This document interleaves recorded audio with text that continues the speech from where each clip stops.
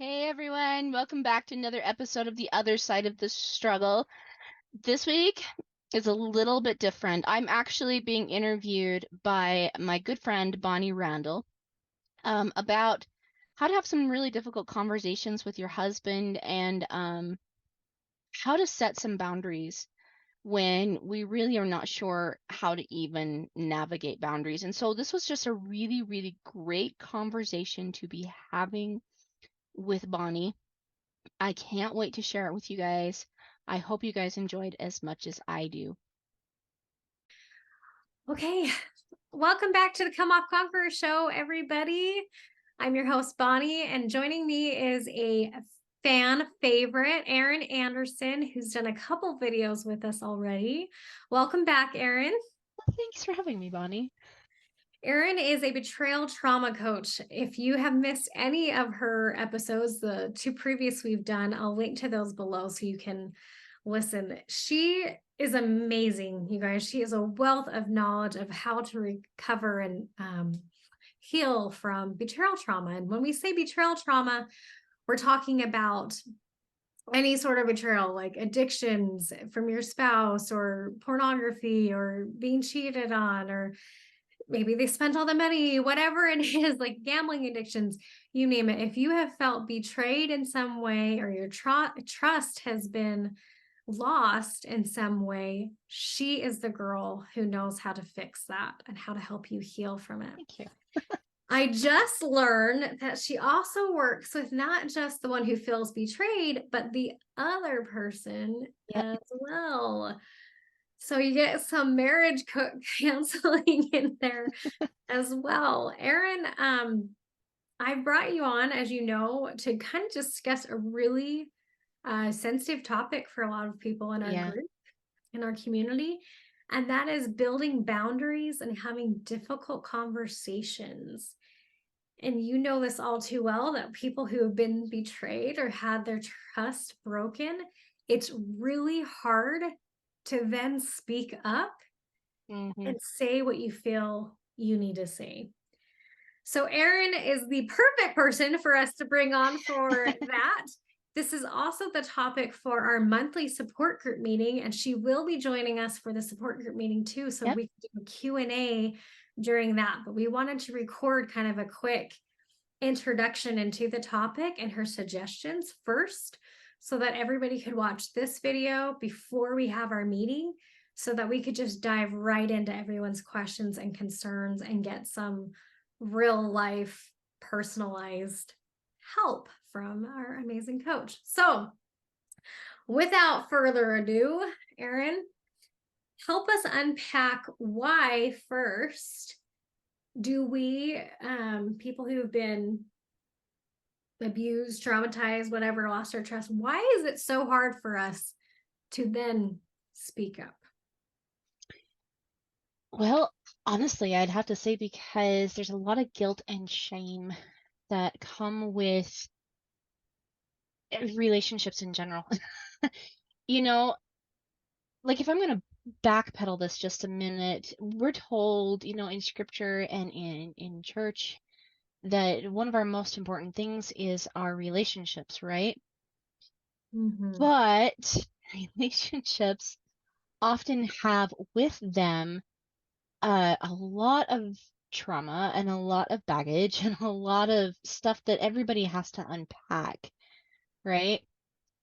And when you're dealing with insecurities, when somebody like validates the insecurity, immediately you buy into that as truth, Mm-hmm. right? Instead Mm-hmm. of what is actually the truth. And the reason why, if we are getting into the subconscious level of this, it's because we know instinctively that the only person we can have any control over is ourselves. And so if we want a certain result, we try to find out how we can be responsible for that result, right? And Mm-hmm. so we're getting all of this feedback. And if we get all this negative feedback, then we can say, oh, I need to do this, I need to do this, and I need to do this, and I need to do this, right? Yeah. So because we're getting this negative feedback and we're taking it on, we're believing it to be absolute truth, now we're trying to create some sort of a result with that. But that becomes really frustrating because we think we're acting on truth, but we're getting a completely different result than what we wanted. Yeah. And so we get confused, and that causes us to completely shut down. And we don't want to speak something that's either going to harm us or harm our spouse because we're, again, taking on too much of the situation. We're taking it all on our shoulders. So let me let me make sure I'm understanding you. So because we have been wounded in the past, um, we have guilt and shame and maybe a false paradigm to pull from.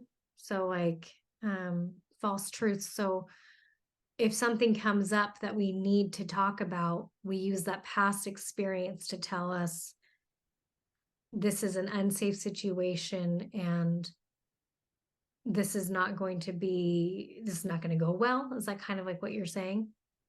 Yeah, yeah, I thank you for bringing that up because, yeah, because you're dealing with two opposing forces here, self-preservation and everyone else preservation, Yeah, yeah. right? Mm-hmm. Right? And that's what I'm saying, trying to take everything on yourself, right? And we also don't want to be like so deeply into self-preservation because we don't want to come off self-centered Right. and like prideful and a jerk and all of these things. And so then we get into that, preserving everybody else's ego. And this is like what I call, the throw yourself under the bus syndrome, Mm-hmm. right? Yeah. Mm-hmm. Because that's what ends up happening. And this is why we silence ourselves, is because to us, it's a lot easier to throw ourselves under the bus than someone else, right?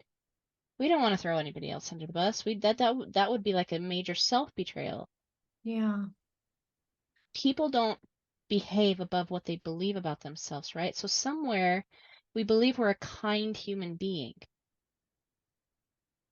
But I think we get what kindness is wrong because nothing is kind for either party by allowing yourself to be the bus mechanic. Yeah. Yeah. No, you're right. Like it's enabling the bad behavior is not kind to you or to the person you're enabling, right? Mm-mm. It also makes me think of like another motivation is what if I'm wrong? What if my perception of the situation is wrong? Like if Mm-hmm. we've been gaslighted in the past where we've been told we're wrong a lot, right? And even though it is reality, eventually, if you're told you're wrong enough, you start to doubt reality, right? Yeah. Oh, yeah. And so, like, sometimes there's this, well, what if, like, my perception of this is not actually accurate? I know I fall into that category a lot where I'm like, it's not just about being kind and I want to, like, keep status quo and not anger the other person or rock the boat, right? I definitely have some, like, don't rock the boat personality traits in there. I hate contention. That stems from childhood stuff. I know so many people in our community can understand that feeling. Um, Same here. and then there's the, but what if I'm also wrong? Like, I don't want to rock the boat. And I partly don't want to rock the boat because it's like, is it worth rocking the boat if I'm not right?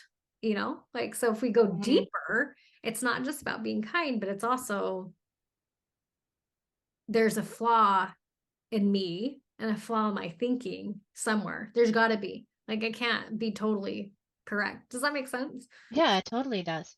So I want to address that in two ways, like the rock the boat and then like what if I'm wrong, right? So first and foremost, have you ever met an angry person? No, never. I'm never angry either. So, no. So consider like their actions and like they're big and they're like all over the place. If you're in a boat with someone who's angry, who's rocking the boat? The angry person, not me. Yeah. Yeah, that's a good point. Right. Yeah, Okay. who's actually rocking the boat? Yeah, you're actually not the one rocking that boat.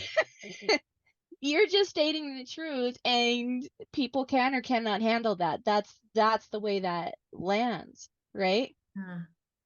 But by stating your perception and somebody else getting triggered because of that perception, okay, that's not you rocking the boat. You're simply looking for truth. This is where we get to dial it down to our intentions for a second. Are you stating what you're thinking to make that person mad? No, absolutely not.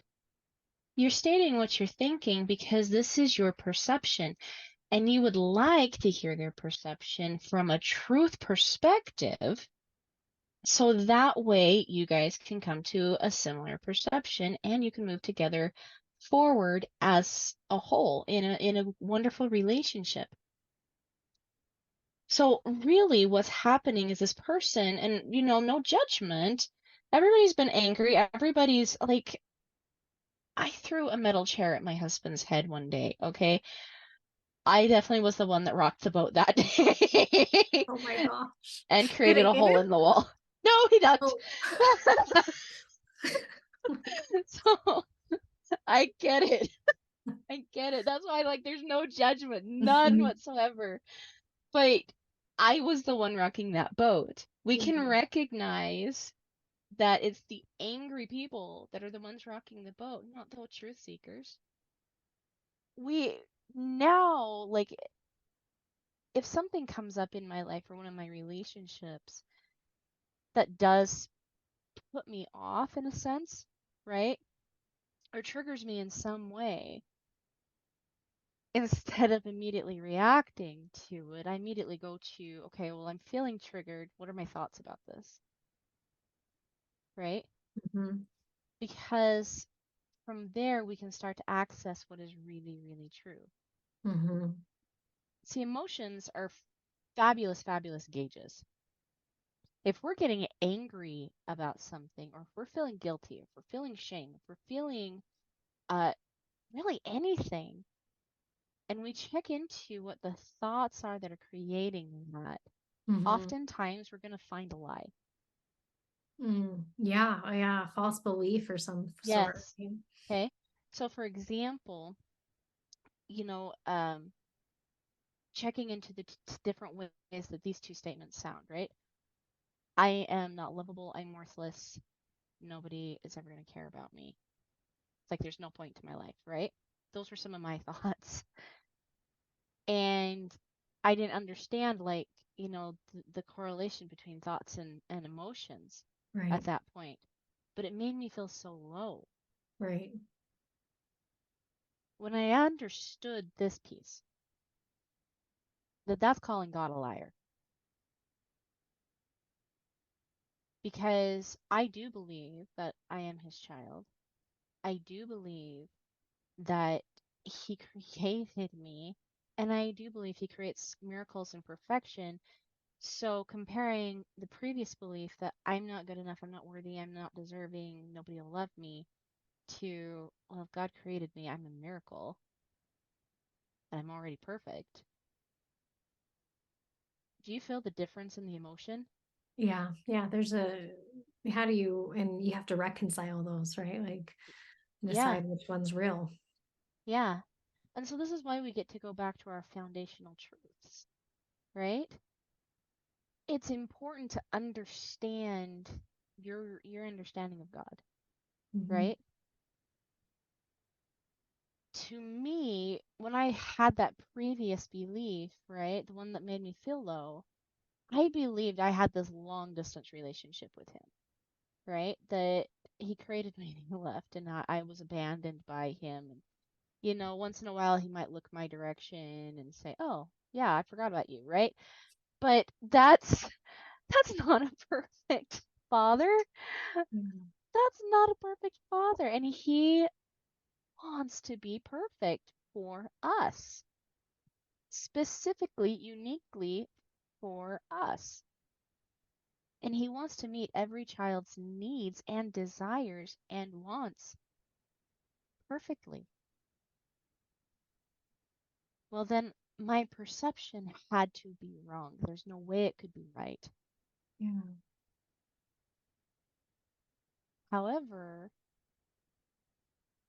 if I'm believing that I am his daughter, then that means I also have characteristics, his favorite characteristics about himself and his wife,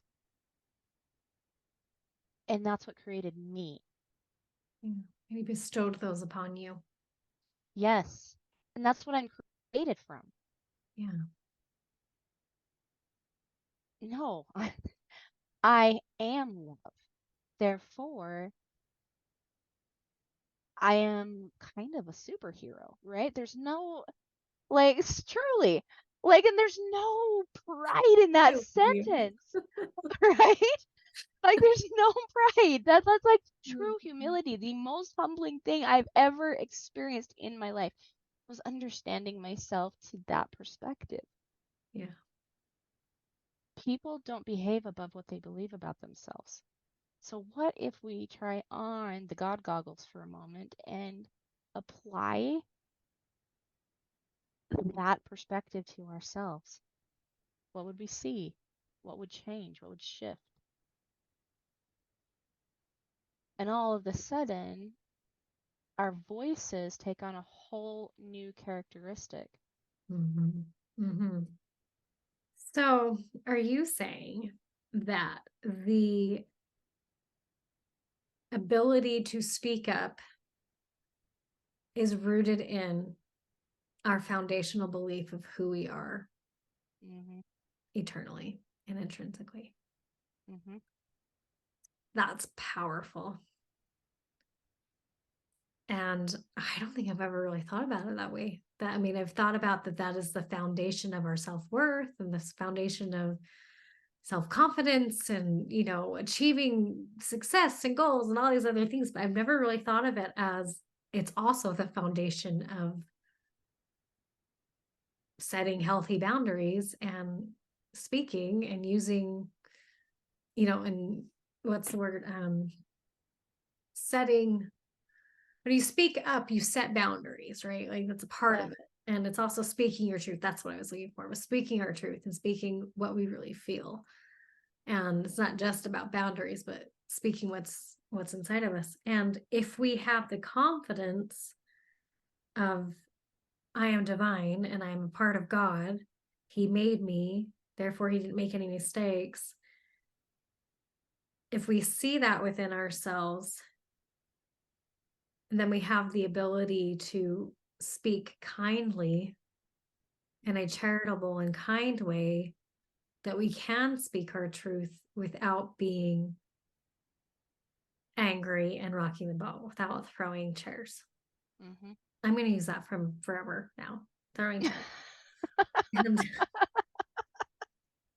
Just don't I do have it. my Just own don't do things it. that I like to make. So don't worry. I throw words. I throw names. So, chairs or names, both are damaging. So, Yes. neither one's really all that productive.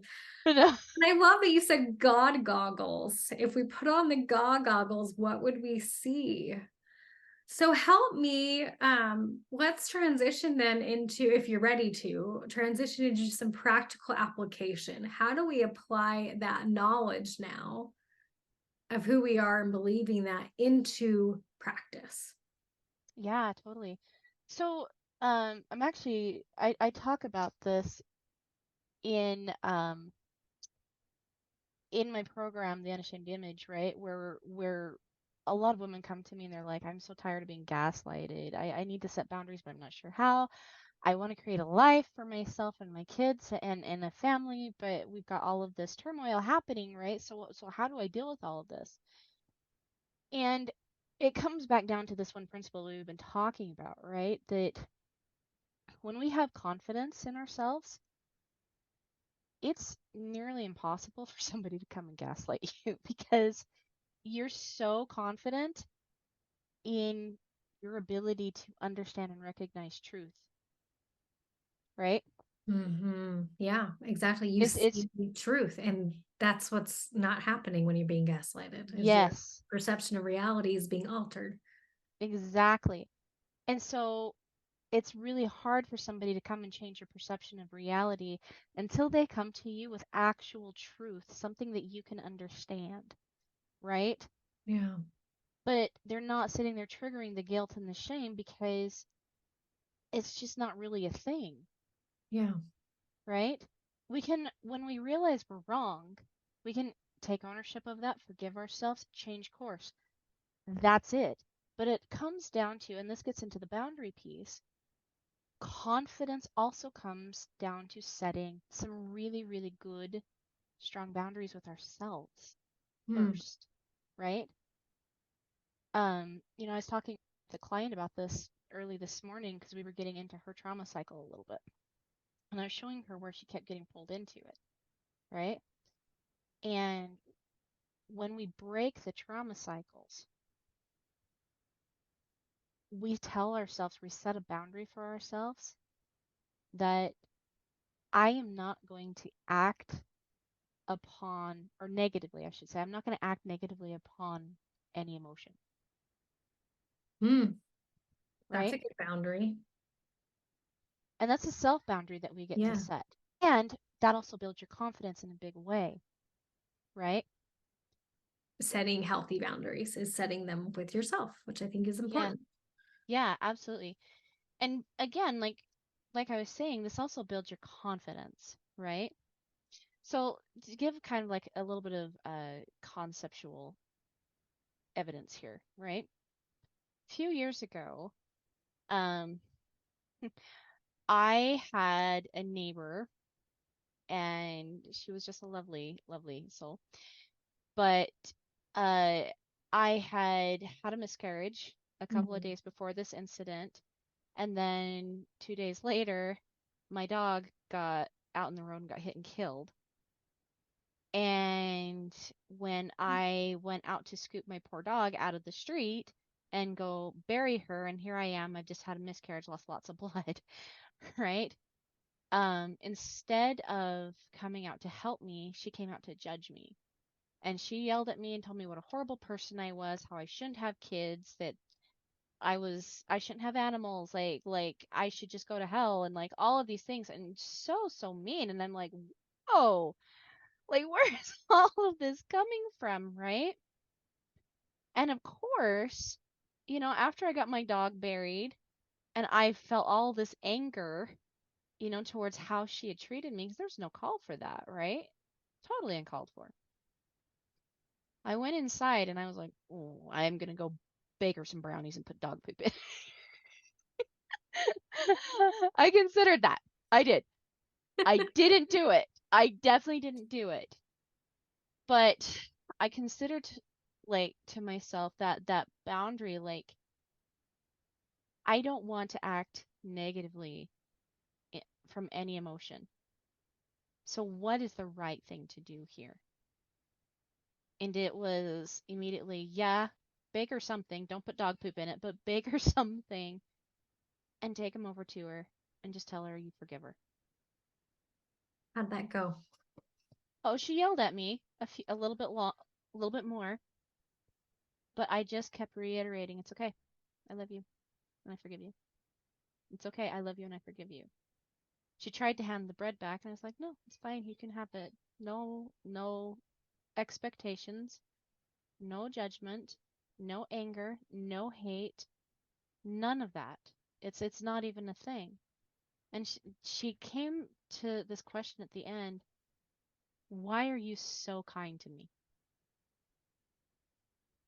And I told her, I said, "Because you deserve it." And I walked away, went home, and all of a sudden I realized something about me that I had in that one instance put myself above the trauma. I'd put myself above anybody that had wanted to come and hurt me. What that did for my confidence was Mhm. amazing. Yeah. It didn't mean what she did was okay, Right. but The thing is, I'm not responsible for anything that she does, including her justice. I'm not responsible for it. And for me to try to chase the justice and try to make her pay for any of this, right? That is going to keep me stuck in a very miserable, very lonely situation for a very long time. And then what happens if the justice is met? Am I really going to feel better? Right. Or am I going to go search for another person to justice them, right? What am I going to do? It's a new verb. New Justice. verb. Justice them. But no, like people don't behave above what they believe about themselves. Yeah. I realized in that moment who I truly am Beautiful. and gave her the opportunity to have justice through Christ. It's not my responsibility, right? Mm-hmm. And what that did for my confidence was insurmountable. And I don't share that story to be like, oh, look at me, I'm awesome, right? But I do feel that way. I do feel like that says a lot about who I am, and it's okay to say this.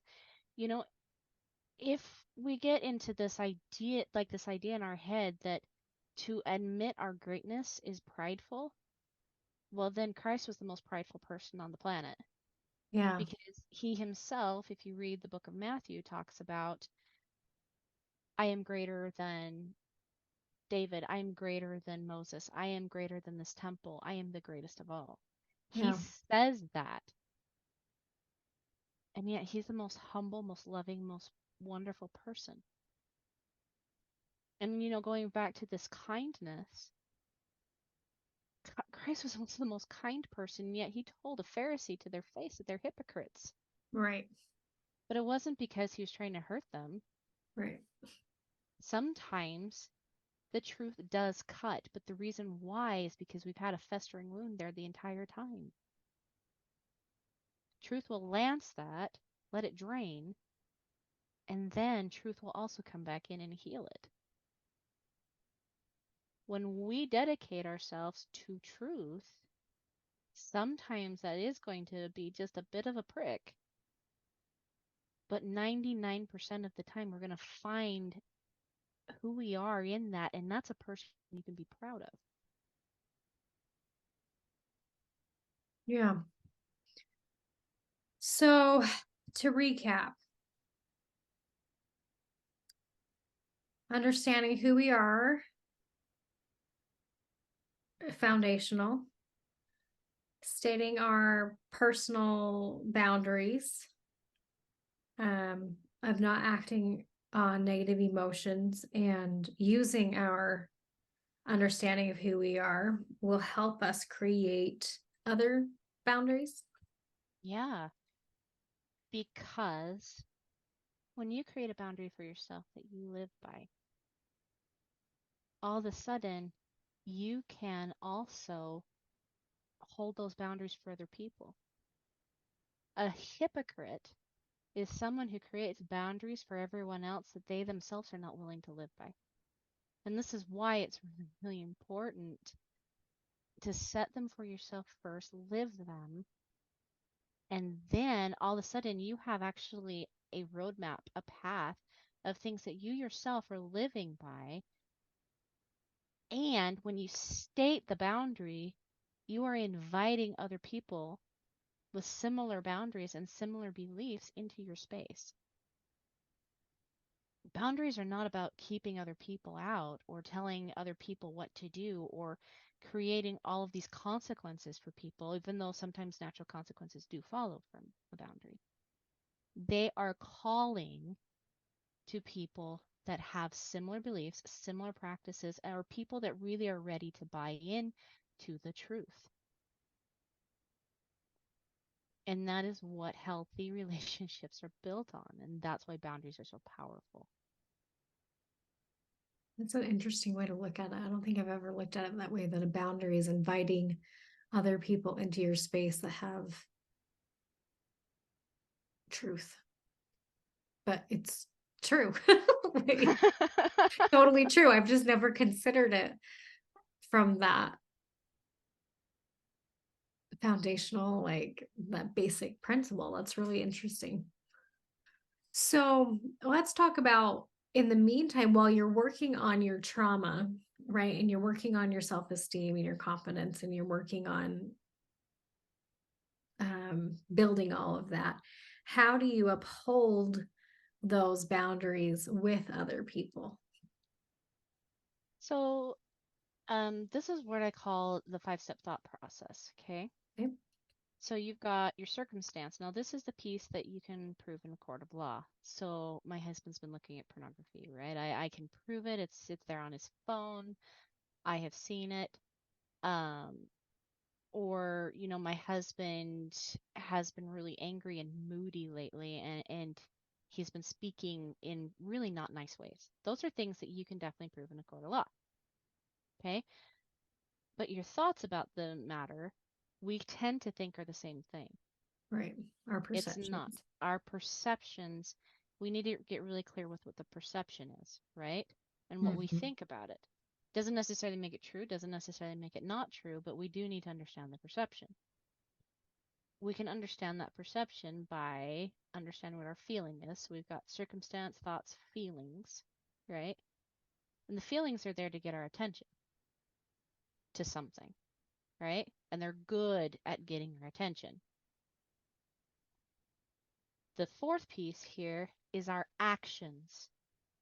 Oftentimes we're acting off of the emotion and not off of our perception. Does that make sense? And No. so, like the day I threw the chair at my husband, right? I was acting off of the anger, Mm. not what I really thought about the situation. I Okay. just had all of this anger inside of me, and so my immediate action was to chuck a metal chair at his head. The result was a hole in the wall and a few $100 to fix it, right? Wasn't a smart move. Definitely was not smart. And the cycle kind of continued where I felt all the shame and guilt, and now I don't know if I dare trust myself with boundaries. And all those things. It broke my self-trust when that happened. But if you work this backwards, circumstance, thoughts, feelings, actions, results, okay? And you start with the result portion here. And you ask yourself the question, well, what is it that I actually really do want? Right? We're getting into intention here. Mhm. Okay? So I want peace in my home. I want to have trust between myself and my spouse. And I want to be cherished. Right? Those are all beautiful, beautiful results. Well, then, if we understand that there's actions that come before the results, we can start to wonder, okay, well, what do I need to do to create these results? Well, number one, we know boundaries are a piece of this. Well, what boundary do I need to set? Okay, and we'll get into that in just a second. We can ask ourselves, how would having those things make me feel? Right? And then what thoughts do I need to possess in order to have those feelings? So for me, to give an example of this, okay, the result I wanted was honestly, if I'm going to peel back all of these layers, was to feel like a fantastic human in all situations, right? To feel like I had self-control because I did not have self-control the day I hucked the chair at my husband's head, right? I was totally out of control and I didn't like who I became that day, Mhm. right? But I loved the person that forgave her neighbor for all of the mean things she said, Mhm. right? Loved that person. I felt like a fantastic human. when I forgave. Right. Okay. The action was I forgave. Why? Because of another boundary I set with myself, right? That I'm not going to be responsible for someone else's justice. And if you hear that, I'm not responsible for someone else's justice, I am not going to allow people to trigger me, right? Or I shouldn't say that. I'm not going to act negatively upon my emotions. That was the other boundary, right? Mm-hmm. Well, when we state those boundaries, we're also stating a truth. Boundaries are built off of truth, Right. right? And so, for an example, say, um, because this is something I see a lot of. A husband comes home, he's really irritable. Um, maybe he starts yelling and screaming at the kids, or maybe he starts looking at porn and you wake up and catch him. There's lots of different things that are not acceptable, right? But we can set a boundary here by saying something along the lines of, I'm going to stop you for a second. How do you feel right now? Do you feel good about your actions? Do you feel good about who you are right now? Does this make you proud of yourself? Obviously, the answer is going to be no. Well, what would? The idea, when we can start setting boundaries for ourselves, it starts changing the way we think, right? About ourselves. And when we can start understanding that thought process, we can guide other people to a similar thought process. And that puts them in accountability with themselves, which is exactly where you want someone. Yeah, I'm not sure I could ever say that until I was strong enough to handle the backlash. Like if I were to say that to my spouse or anyone, I can see them thinking that that was so self-righteous and yelling and making it worse. So Mm-hmm. how do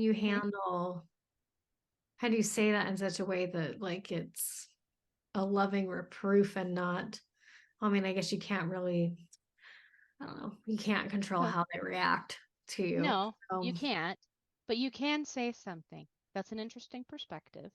Thank you so much for sharing. I hope that makes you happy. Right? And mhm. again, that's setting the boundary that I'm not going to get pulled into their perspective, Yeah. right? Because they're not showing me any tangible proof that they're right. And I can't tell you how many times that boundary alone works very well with someone that is being completely and utterly in their own head. Yeah, Hmm. right? So I had someone a few months ago that somebody really close to me, and we were texting, and they got really upset, right? Because I simply shared truth with them. And so they didn't like it, they got mad, and they tried to bait me. And this is what people do. When they're feeling really guilty about something and they don't like the truth, in order to get the focus off of themselves, they'll bait you, so that way the focus becomes on you, Mhm. right? And now you're, instead of in this offensive position, you're in an offensive position, right? Right. This is like, people can get this. Well, this person decided to tell me that I was a terrible mom because I ran a business from home. There's no way that I can take care of my kids properly, and that they never had the luxury of um, spending hours oogling over a computer and ignoring their family, right? Well, number one, That's not, no, there's not a bit of that that's true. Two, I understood it for what it was, just a bait and switch, because they were uncomfortable. It was easier to try to get me to be uncomfortable than for them to actually see what it was they needed to see. But also, number three, it's not my responsibility to get people to understand truth. If they want truth, they'll come to me, right? Yeah. And so I simply stated that. That's an interesting perspective. Thank you so much for sharing. You're welcome to believe that if that is what makes you happy. What do they say in return? It doesn't make me happy. Well, why is that? Well, then maybe change your perspective, but maybe that Right? does make you happy. Right? Yeah. But eventually they came back to me later and they did apologize because the thing is I am not taking on the responsibility of their perception. That's their perception. It is their responsibility to change it if it's not making them happy. It's not our responsibility to change anybody else's perception. Yeah. But And I think once, that's important to know about boundaries is that a boundary isn't meant to change someone else, right? It's just, which is kind of hard. I think sometimes we want it to be that way. We want a yeah, boundary to change someone, but we don't, we have to understand our roles, right? Like my role is to control me and only me. I can't control anyone else. They have their free yeah. agency and their free will, and I need to honor that, especially if I want people to honor mine. Well, and if they truly do want a deep, connected, loving relationship with you, and this person does with me, okay? People get mad, they say things they don't mean. It happens all the time, right? But because this person didn't want a deep, connected relationship with me, they came back and apologized because I gave them the space to do it. See, I didn't put myself in their space. I was just like, nope, I'm not going there, right? You're welcome to that. Because they still had all that space to themselves, they were able to shift their belief and their perception. I want to point out what you just said. I didn't put myself in their space. You decided not to dance with them. They weren't Hmm. a good dance partner, right? Like you were not going to go down this negative battle proving yourself and fighting with them over something. You just took that off the table and it gave them the chance to see truth. I think that's really important because sometimes we want to fight and we want to prove that we're right.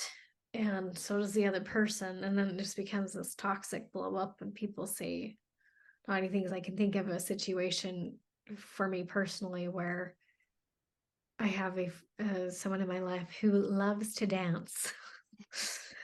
They love to fight, they love to debate, and they love to be right.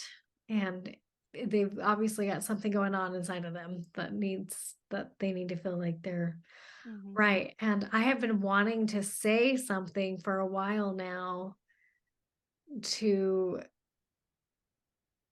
set the record straight on something that's going on. But I haven't wanted to because I just didn't want to get into the debate. Like it just like it's exhausting. And I'm like, I don't even want to go there with you. But I thought that that was being a chicken, that that wasn't setting a healthy boundary. But you're helping me see that maybe me not dancing with her or him is actually setting a good boundary of saying, I'm not going to get into the mud with you. Like, we're not going to fight because this is not worth fighting over. And I Yeah. don't know. It's interesting. Yeah, you can absolutely choose not to be contentious, but still state the truth. It's the other person that's rocking the boat, right? Yeah, Simply because they didn't like the truth. yeah, But comes full circle. it does, it comes full circle. But the other thing too is if I'm responsible for seeing truth and accepting truth and loving truth and building my character off of truth, so is someone else. It's not my responsibility, therefore, to prove it. And we get caught up in that prove it energy. So somewhere we can feel justified or the right one, or like when you're okay with yourself and you do love yourself, it's okay to not have to prove it. And there's no point in proving it. And here's a really interesting piece to this. I have found that when people demand that I prove something to them, right?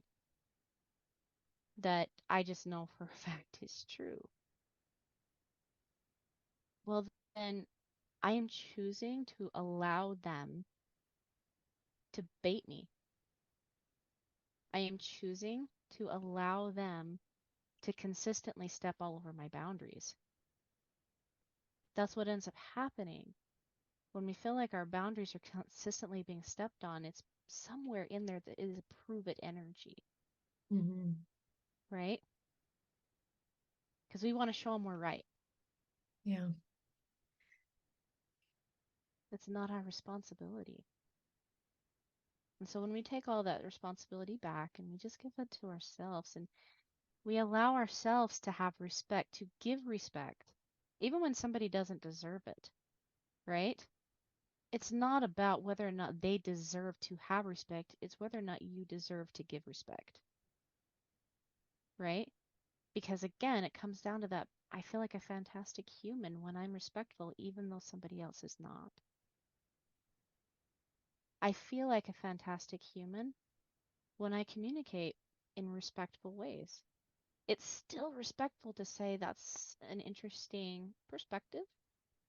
You are totally welcome to that perception if that makes you happy, right? Yeah. That's still respectful. There's nothing at all disrespectful about that. And if somebody comes and tells us that that's disrespectful, right? Well, what is respect to them? If it's making you, and I've had people like this in my life, if it's making you do everything that they think you should do, living every single one of their expectations, that's not respect. That's not respectful for you, and that's definitely not respectful for them because that still doesn't give them the opportunity to feel like a fantastic human. That gives them the opportunity to feel like a control freak Mm-hmm. and to hide from themselves. That's exactly what that does. It's a really interesting perception. Well, we have ran out of time and we've covered a lot of ground. And I don't know about anyone else who's listening, but for me, this has definitely been super helpful. I feel like I've got a really great foundation for building healthy boundaries, starting with what is truth? What do I want? And what are the boundaries I'm going to set for myself? And then holding those for other people as well. I think that's a really great thing. Is there anything else along these lines that you would like to say before I let you go? You've spent so much time with us. I really appreciate it. No problem. I enjoy it. Um, Number one, I have had people come to me, that feel like what I say is kind of harsh, right? Because these are some pretty solid truths, and sometimes these truths definitely do cut, right? And just know that that's definitely not the intention behind these. That once we can start peeling back layers and understanding human behavior and our own behavior and their own thinking,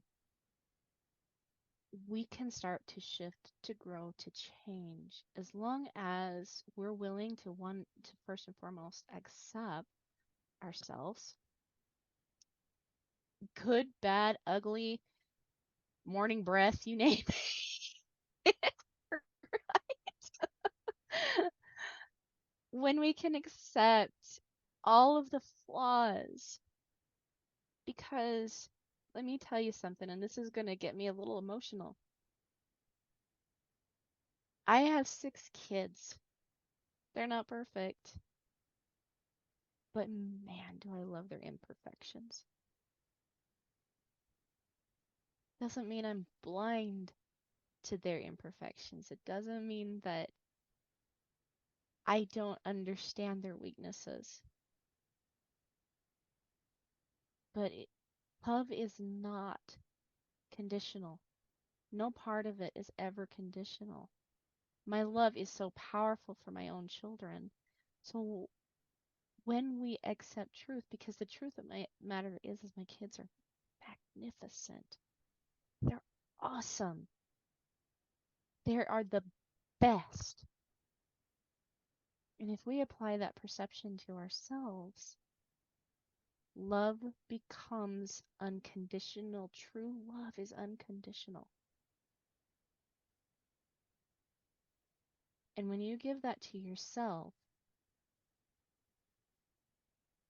any trigger, any trauma, anything that comes your way, if you're giving yourself daily, minute by minute deposits of love, anything that comes your way, that love is sufficient enough to cover the costs. So if my message is in any way offensive to someone, because sometimes those truths are pretty sharp, I get that. Truly, my intention is not to hurt you, but to give you a perspective where you fall completely head over heels in love with yourself because God loves you that way. And if you can gain that and again put on those God goggles, right, and love yourself to that degree and forgive yourself for your shortcomings, because forgiveness is for the giving. It's not for the keeping, not for the justice. It's for the giving. You can have a happy, wonderful, joy-filled life no matter what. Amen. That was beautiful. Thank you, Erin. You're welcome, Bonnie. Thank you for having me on. You are a joy and always full of really great advice and wisdom. And we're just going to keep having you on the show because it's always great to hear from you, and love it when you participate in our group and give suggestions and answers. And whenever we can share your stuff too, it's always really good. So thank you so much for being here. Everybody, please give this video a thumbs up, share it, go follow Erin and check out her stuff. She really is fantastic, as you can see from today. Maybe we can get a link to that program that you were talking about, or your website where people can schedule an appointment with you, maybe Sure. consultation to see if you're the right coach for them. She is fantastic, you guys. I love her dearly. I wouldn't keep having her on the show if we did it. And you probably have noticed, I tag her in like everything. I'm like, Erin, what are your thoughts on this? Because she's always spot on. So thank you, thank you, thank you. Go give those cute kids a hug for me. And Oh, everyone yes. else, you go give your kids a cute hug for me too. I love all of you. Thank you. Until next time, God bless everybody. Bye, guys.